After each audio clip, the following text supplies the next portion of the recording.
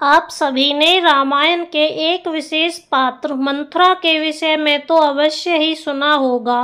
बिना मंथरा के रामायण को अधूरा ही माना जाएगा।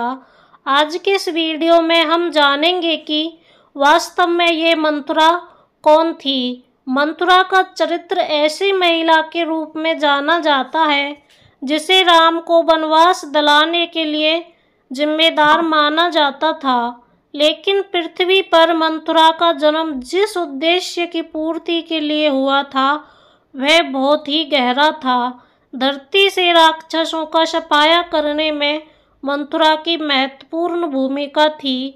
जिस मंथरा को रामायण काल में राम के वनवास के लिए उत्तरदायी माना जाता है, वास्तव में वह मंथरा कौन थी।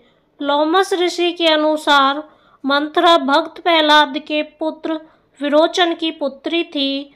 जब एक बार विरोचन और देवताओं के बीच युद्ध हुआ था तो विरोचन ने देवताओं पर विजय हासिल कर ली थी। लेकिन कुछ ही समय बाद देवताओं ने एक षड्यंत्र रचा और ब्राह्मण का रूप धारण करने के बाद विरोचन से भिक्षा में उसकी आयु ही मांग ली। इस प्रकार विरोचन की मृत्यु के बाद सभी दैत्य यहाँ वहाँ भाग रहे थे। अब कोई भी उनका नेतृत्व करने वाला नहीं था। पौराणिक धर्म ग्रंथों में बताया जाता है कि ऐसे कठिन समय में मंथरा ने दैत्यों का नेतृत्व किया और देवताओं पर फिर से विजय प्राप्त की थी।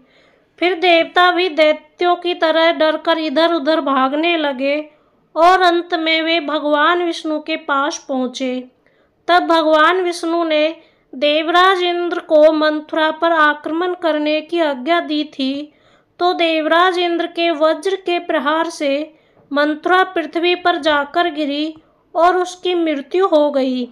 भक्त प्रहलाद के पुत्र विरोचन की पुत्री मंथरा की मृत्यु तो हो गई, लेकिन मंथरा ने भगवान विष्णु से बदला लेने की ठान ली, क्योंकि वह सोचती रही कि उसका जो भी आज ये हाल हुआ है, जिसके कारण उसके अपनों ने भी उसे त्याग दिया, इसके उत्तरदायी केवल भगवान विष्णु ही है। और वह भगवान विष्णु से बदला लेने के बारे में ही सोचती रही। बदले की भावना से उसने त्रेता युग में रामायण काल में भगवान विष्णु से बदला लेने के लिए पुनर्जन्म लिया और भगवान राम के जीवन को तहस नहस कर दिया। भगवान राम को भी अपनों से दूर रहना पड़ा। यही मंथरा श्री कृष्ण के द्वापर युग में कुब्जा के नाम से जानी जाती थी। पंडित गौतम ने बताया कि गंधर्वी का अवतार थी ये मंथरा।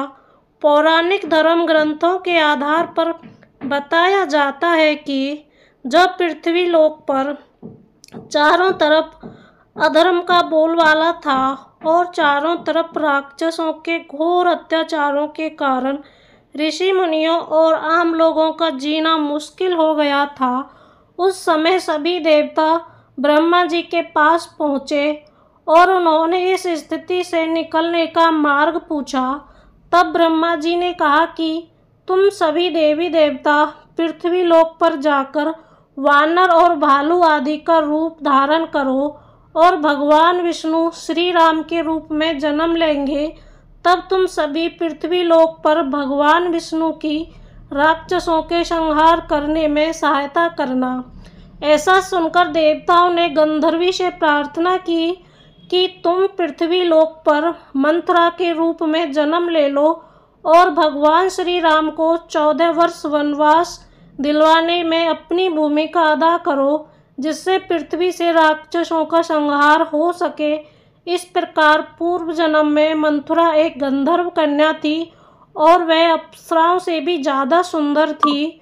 उसका मुख्य उद्देश्य श्री राम को वनवास दिलाकर उनके द्वारा राक्षसों का संहार करवाना था। उम्मीद है कि आज की एक वीडियो आपको अवश्य ही पसंद आई होगी।